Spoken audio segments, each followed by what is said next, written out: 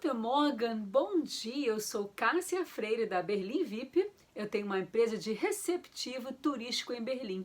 Eu ofereço tours para Berlim, Potsdam, Dresden e eu sou guia licenciada do Memorial do Campo de Concentração de Sachsenhausen. Hoje é dia 22 de abril de 2020. Há 75 anos, o Exército Vermelho libertava o campo de concentração de Sachsenhausen dos nazistas.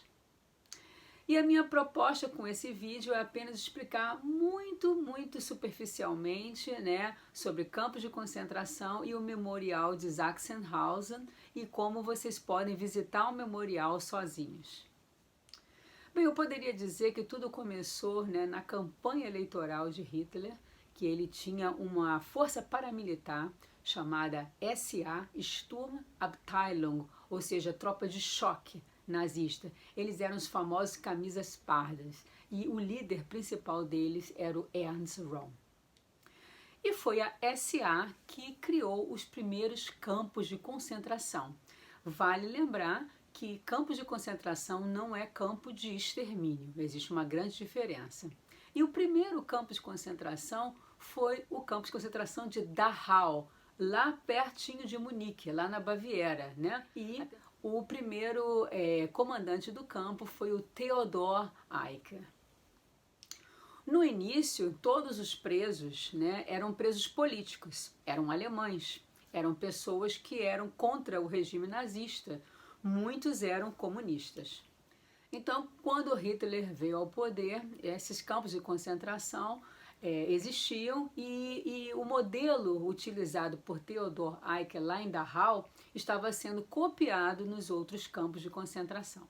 Em junho de 1934 acontece a Noite das Facas Longas e o chefe da SA, Ernst Röhm, é morto, porque a SA já estava muito grande, com milhões de integrantes, era uma força paramilitar muito baderneira. O Ernst Röhm tinha inimigos políticos, então ele foi eliminado. E é nesse momento que uma outra organização paramilitar nazista menor, chamado Schutzstaffel, SS, Schutz quer dizer proteção, eles faziam a proteção de Hitler e dos grandes líderes nazistas. Eles eram uma tropa de elite, formada só por homens da raça ariana. Eles eram altamente disciplinados e eram fanáticos, juravam lealdade completa ao partido. E o chefe da SS era Heinrich Himmler. Em junho de 1936 ele se torna o chefe da polícia alemã e ele decide construir um campo de concentração modelo.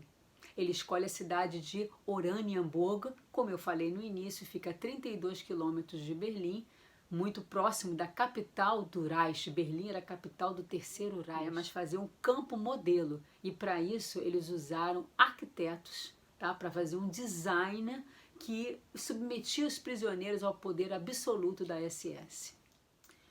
O campo de concentração de Sachsenhausen tinha um formato especial de um triângulo. Ele tinha um tamanho de 80 hectares, No início era para 12 mil prisioneiros, mais ou menos, com 50 barracões. Depois ele sofreu uma expansão em 1938, logo após a Noite dos Cristais, quando então os judeus foram presos e muitos judeus foram para o campo de concentração, porque até ali os presos eram mais presos políticos, eram testemunhas de Jeová, homossexuais, criminosos, elementos associais. Mas aí em 1938, após a Noite dos Cristais, o campo passa por uma expansão e aí ele passa a ter 68 barracões. Cada barracão foi feito para cerca de 140 pessoas, no final tinha mais de 300 pessoas. O campo, que chegou a uma capacidade de 20 mil pessoas, chegou a ter mais de 30 mil. E em Sachsenhausen, por Sachsenhausen passaram 200 mil pessoas e cerca de 100 mil morreram por. E a partir desse momento, Theodor Eicke, que tinha sido chefe do campo de concentração de Dachau, se torna o chefe de todos os campos de concentração, um inspetor dos campos de concentração. E ele decide criar uma sede, o centro administrativo de todos os campos de concentração, e Oranienburg, ao lado do campo de concentração de Sachsenhausen. Se chama IKL, existe até hoje, o prédio foi renovado, está aberto à visitação. Era o centro, né, do terror, tá? E poucas pessoas conhecem, né, isso. Para vocês terem uma ideia, mensalmente todos os comandantes dos centros, dos campos de concentração e campos de extermínio se encontravam lá. Eles administravam 32 grandes campos de concentração e extermínio e mais de 1000 satélites. Então, este é o momento da gente compreender a diferença entre o campo de concentração e o campo de extermínio. É bom lembrar que na Alemanha não existiam campos de extermínio. Eles ficavam na Polônia e na antiga Tchecoslováquia, hoje em dia República Tcheca. Na Alemanha só havia campos de concentração. Campos de extermínio é quando a gente ouve falar daquelas grandes câmaras de gás, como em Auschwitz, né, que milhares de pessoas entram e são mortas ao mesmo tempo. Na Alemanha não existia isso. Esses campos de concentração eram como se fossem prisões. As pessoas também eram mortas, mas não tinha capacidade, né, para matar tanta gente, não tinha como fazer isso. Tá? Então esses campos ficaram fora. E isso tudo começou a ser feito, né, entrou em vigor a partir da Conferência de Wannsee. Essa conferência ela aconteceu em janeiro de 42. Wannsee é um lago em Berlim, tem uma mansão lá, e líderes nazistas se encontraram lá porque Hitler, né, ele queria a solução final para o problema dos judeus. Né? O que quer dizer isso? Ele queria o extermínio dos judeus. Então esses líderes se encontraram e foi aprovado então o uso de câmaras de gás para exterminar os judeus. E para vocês terem uma ideia, né? Por exemplo, o campo aqui de Sachsenhausen, 200.000 pessoas mais ou menos passaram por ele e cerca de 100.000, né, morreram por vários motivos. Algumas foram mortas, exterminadas, mas outras por doenças, ou por maltratos, ou por frio, fome, né? Agora lembrem sempre, gente, esses números eles são muito difíceis de serem precisos, né? Quando a gente faz o curso do campo de concentração, eles dizem isso porque cada fonte menciona uma coisa, é difícil encontrar os arquivos, todos os arquivos com todos os números, então são aproximados. Então aqui mais ou menos 200.000 pessoas passaram pelo campo, mais ou menos 100.000 foram mortas. Em Dachau também cerca de 200.000 pessoas foram presas lá, e já um número menor, mais ou menos 45.000 foram mortas. Agora, para vocês terem ideia, esses campos, né, Dachau ele funcionou desde de 33, né, até 45, né, Sachsenhausen de 36 a 45, 9 anos, e já o campo de concentração, o campo de extermínio de Auschwitz, ele funcionou 3 meses e meio, mais ou menos, e ele matou entre 1.200.000 a 1,5 milhão de pessoas. Então aí vocês entendem bem a diferença entre um campo de concentração e um campo de extermínio. Bem, então dito isso, agora eu vou passar para a fase final, né? A fase que diz respeito às visitas, né? Eu devo ir ao campo ou não devo ir? Sim, deve, né? São uma aula de história. Só você visitando um campo de concentração, você vai ter ideia do que aconteceu lá. Aqui em Sachsenhausen não tem foto chocante, ele não é um lugar apelativo, né? Ele é um lugar de história, é muito interessante. Você não vai sair de lá vendo imagens muito chocantes. Alguns outros campos têm um pouco mais, mas aqui não. Eu digo até que é uma visita muito didática. É também bom falar sobre a idade, né, das crianças e se elas devem visitar um campo de concentração, porque é uma pergunta muito constante. A Alemanha começa a falar de campos de concentração quando as crianças estão com 13 anos, 12 no mínimo, né? Então, no meu curso, eles disseram que crianças com menos de 10 anos realmente não é aconselhável. Nem é porque tem imagens tão chocantes, mas a história em si. Muitas vezes a família quer levar uma criança menor, não sei nem o que eu digo, porque, né, essa história não é boa. Então cabe aos pais, o campo não proíbe a entrada, mas cabe aos pais entender que às vezes é muito cedo para a criança ser exposta a um assunto tão pesado quanto esse. Então, a gente chama isso de trauma secundário. Às vezes as pessoas acham que a criança naquele momento, ela entende isso tudo bem, ela vê muitos filmes de guerra comigo em casa, não tem problema nenhum. Mas isso pode ter problemas lá no futuro. Agora você nem percebe o que está acontecendo. Então a própria Alemanha desaconselha, né, esse tipo de visita para crianças com menos de 10 anos. Bem, se você for visitar o campo sozinho, a visita é gratuita, né? Você paga apenas se você quiser o audio guide, que ele custa mais ou menos 3 euros. Eu vou deixar aqui o link do campo de concentração, né, do memorial. Vocês podem acessar o site e verificar esses valores, porque pode haver alguma mudança. Eu não vou ficar mudando este meu vídeo aqui com frequência, né? E também tem esse folheto aqui que custa 50 centavos a 1 euro, que tem em português, ok? Então aqui tem um mapa, né, do campo e tudo que vocês podem fazer lá quando entrarem, ok?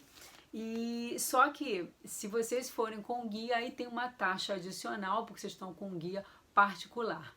Aí vão me perguntar se precisa de guia. Claro, eu sou guia, eu vou dizer que sim. O problema é o seguinte, como vocês viram, o campo é enorme. E vocês vão receber um áudio, que vocês podem ouvir aquele áudio aqui por 5 horas. Como vocês vão filtrar, né, qual a informação que vocês vão ouvir naquele momento ou não, porque vocês não vão poder ouvir tudo. Então, esse é o papel do guia. E todas as informações adicionais, os links, né? Então, o guia, ele vai otimizar muito a sua visita. Você sozinho, eu canso de ver lá dentro as pessoas sem guia, perdidas, não sabem para onde ir, não sabem o que escutar, né? Então, eu recomendo que vocês façam o tour guiado, né? Mas se não puderem, né? Porque às vezes não cabe no bolso, não deixem de ir, porque sempre vocês vão aproveitar muito, né? Não deixem de ir, mas se vocês puderem, com o guia é muito, infinitamente melhor. Agora eu vou falar sobre o que usar, né? Esse campo ele é muito grande, as pessoas vão andar muito, tá? E ele é totalmente descampado. Então calcule aí que você vai passar dentro do campo no mínimo 2 horas. Comigo seriam 3 horas dentro do campo, porque ele é bastante grande, tem muita coisa para ver. E aí, gente, como ele é totalmente uma área totalmente aberta, se estiver fazendo frio, vai fazer muito frio. Se estiver ventando, vai ventar muito. Se estiver fazendo sol, vai fazer um calor enorme. Então vocês têm que ir no inverno com cachecol, com gorro para proteger do vento, né, os ouvidos, luvas, e procurem com sapato não tão novo, não tão bonito, jamais sapatos de salto, porque vocês vão andar muito. Se estiver chovendo, vai ter lama, tá? E no verão, essas moças que fazem os tratamentos dermatológicos não podem pegar sol, por favor, tragam um chapéu, usem filtro solar, porque não tem como a gente ficar em lugares abrigados. A gente vai entrar em alguns prédios, quando eu estou fazendo o tour, por exemplo, a gente entra em alguns prédios, mas muitas explicações são do lado de fora e a gente anda muito. Bem, falando de fotos, é normal vocês quererem levar lembrança do local ou para mostrar para os familiares ou mesmo aparecerem nas fotos, mas é totalmente desaconselhável que vocês façam selfie sorrindo, sabe? Ou qualquer coisa assim, ou que usem qualquer camisa, tenham qualquer símbolo nazista, isso é proibido na Alemanha, e dentro do campo tem câmeras.